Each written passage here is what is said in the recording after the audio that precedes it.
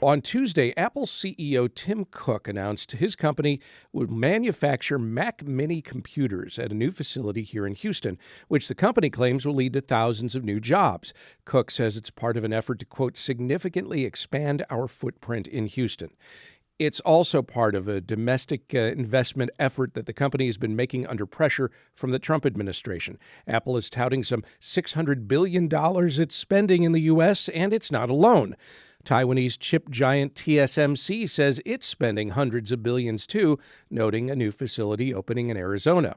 Rolfe Winkler reports on technology for the Wall Street Journal. He tells Houston Matters producer Mincho Jacob we should not read too much into such announcements or take at face value the numbers cited about spending or jobs. I would make sure that your listeners understand that the $600 billion number is for all their spending in the U.S. overall. That includes what they spend on the salaries of everybody at headquarters, everybody who works in their retail stores, what they spend on Apple TV productions. There's a lot in there that has nothing to do with manufacturing, even though manufacturing is what they will emphasize in the press release, right? This is true of all the American companies that gave President Trump big investment promises. He wants a big headline number. I'm not sure how closely he's auditing that figure to determine how much is incremental investment in U.S. manufacturing, which is a fraction of the total. And that's true for Apple too. That's not to say that they aren't making actual investments. They are. There's stuff happening in Houston, right? There's the Foxconn facility that they're making AI servers in. They're going to make the Mac Mini there on a new assembly line they're going to build this year. That's real stuff that they're doing. But again, to be clear for your listeners, it's tiny compared to their overall footprint. They're making 10 servers an hour in that facility, something like that. You know, the scale of the iPhone is orders of magnitude. Obviously, they're not making 10 an hour. So in some cases, these are real operations, right? But they are they have to be seen to be doing stuff, right? To be investing in America, and they're going to lose probably. They have a Mac Pro operation in Austin, which has been dwindling and is not very successful, and they can't shut that down and then not have anything in its place. So maybe this is me speculating.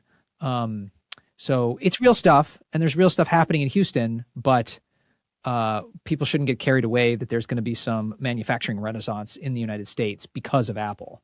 How many jobs, more or less, would you be thinking that might come from a facility like this? Hundreds, not maybe when it's up to speed, fully up to speed, a few thousand. Yeah, it's not a mass employment opportunity. Mm-hmm. And, you mentioned the tariffs and these deals, and there's a lot of different pressures. There's also the pressure of no chips in, the push to manufacture more in the United States. Do you think that there will, even with the changing reality politically, with the Supreme Court knocking down tariffs, that this kind of push for domestic production will continue, even if it is still limited? There will continue to be a push to keep building out the chip supply chain in the United States. The CHIPS Act is real money that's being spent. There's real stuff being built. When you go to TSMC Arizona and you look at that, it's gigantic. It's a gigantic facility. That's not for show. That's going to churn out real chips in volumes that are meaningful, but they will still, again, just to give people context, TSMC is building this fab in Arizona. They've got one open. A second is coming online next year, a third by 2030, and they're planning 3 more, even when that's all built. And that's not going to happen for a decade or more. The volumes of chip wafers coming out of that facility will maybe at that point reach 100,000 wafers per month. TSMC already has 4 facilities in Taiwan operating in that level, plus 7 others, right? So sure. And by the way, the technology in Taiwan, the chips, the most advanced chips, are in Taiwan exclusively. Like the iPhone 17, which uses their most advanced process node, it's what it's called for TSMC, that can only be made in Taiwan. That's not being made here. The ones being made here are a generation before that, which is still advanced. NVIDIA's Blackwell chip, that's one of the most advanced AI chips. That can be made at TSMC Arizona, right? There's a lot of other chips in iPhones and other Apple devices that can be made there. But the most advanced chips, so the volume and the technology is still concentrated in Taiwan. And that's not changing maybe in our lifetimes. That was going to be my next question. Do you see this as like, in a couple of decades going? I mean, I know my number of decades left are pretty limited, but it would still take a long time before we're even comparative to say what happens in Asia. It would take immense investments, and it would take a lot more even from a company like Apple, right?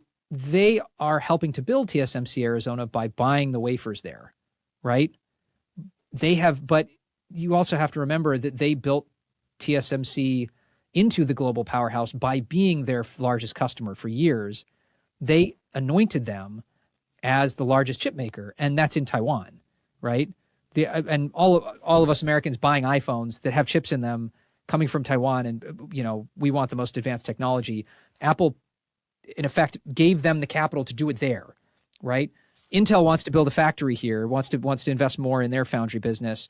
Their CEO has said he wants customer commitments now before he puts the immense, it's billions of dollars to $10-20 billion to build these chip fabs, sometimes a lot more.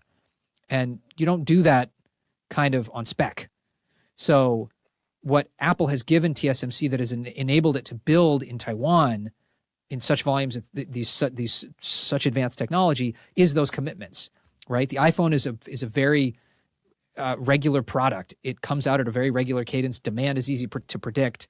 TSMC can make a lot of bets to build those facilities because they know the iPhone is coming and it will give them this much volume, right? And now they've also got AI going, by the way, because NVIDIA designs its chips, but nobody builds their own chips. That they build it in Taiwan, right? 90% of the most advanced chips in Taiwan.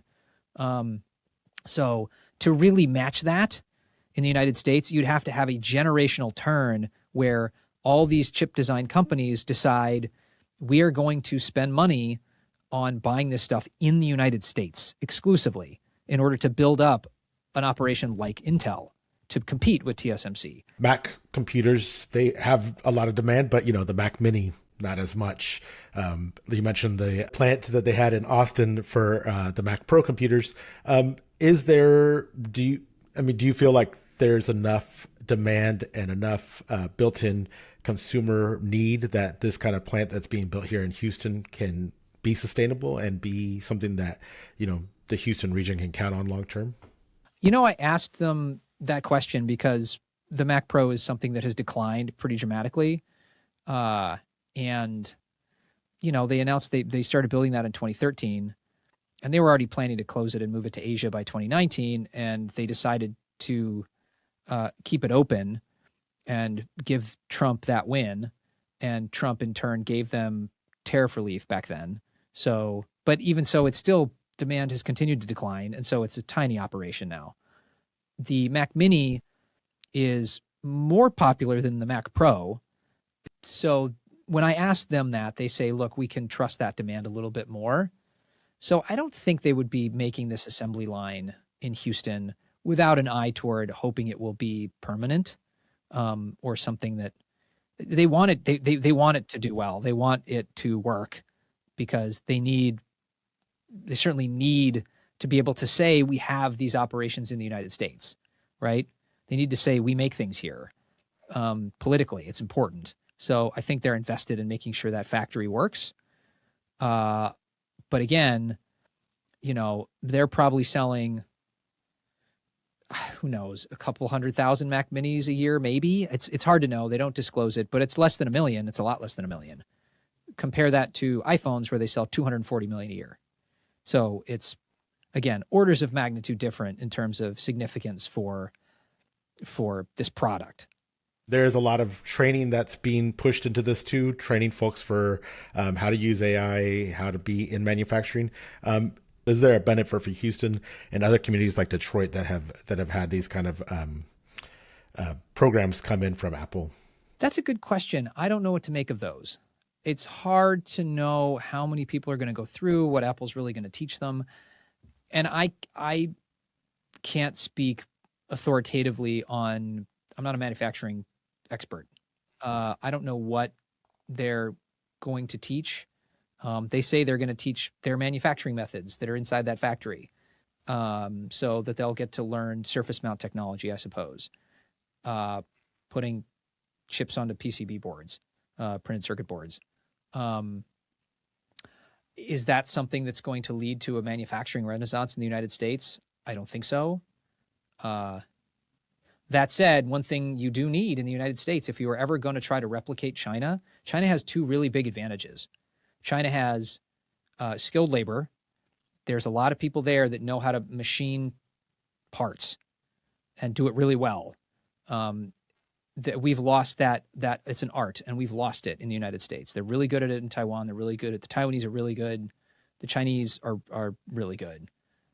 They also have a very cheap mobile labor force in China. The cost of labor is going up, which is why you see more manufacturing shifting to Vietnam and China and India is one reason, but it's still much more competitive there. We do have a mobile labor force in the United States that would be very cost competitive. It's called south of the border, but politically that's not something anyone here is willing to accept. But again, it would take a lot of political alignment, which is something that the Chinese, a one-party government that wants to emphasize manufacturing and has for decades, it's something that they have a big advantage in versus us. Rolfe Winkler is a technology reporter who covers Apple for the Wall Street Journal. He spoke with Houston Matters producer Mincho Jacob.